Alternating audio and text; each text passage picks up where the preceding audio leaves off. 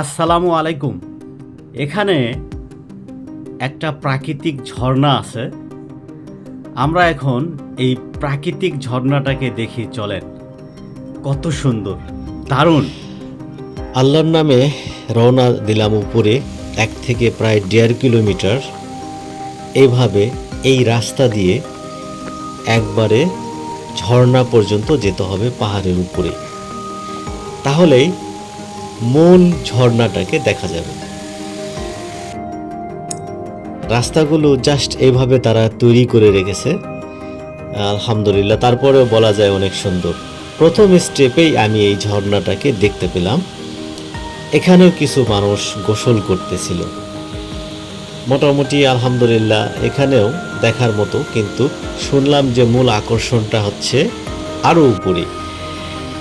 তো মাঝখানে খেয়াল করতেছিলাম যে এত সুন্দর বড় বড় পাথরগুলো এত উঁচুতে কোথা থেকে আসলো।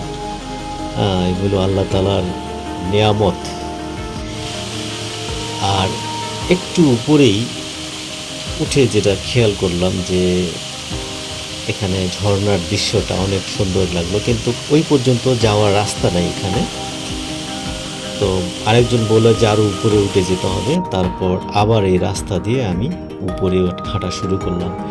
এই বানররা নাকি হ্যান্ডফোন বা ক্যামেরা নিয়ে দৌড় দেয়, তাই এদের থেকে সাবধান সব সময়।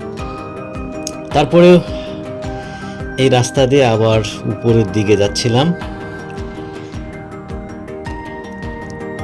উপরের দিকে আসার পরে এই যে মূল ঝর্ণাটা উপরে, যেহেতু আমি দূরের থেকে ভিডিওটা করতেছিলাম, যার কারণে ঝর্ণাটা এত সুন্দর বোঝা যাচ্ছে না, কিন্তু আসলে ঝর্ণাটা অনেক বড়।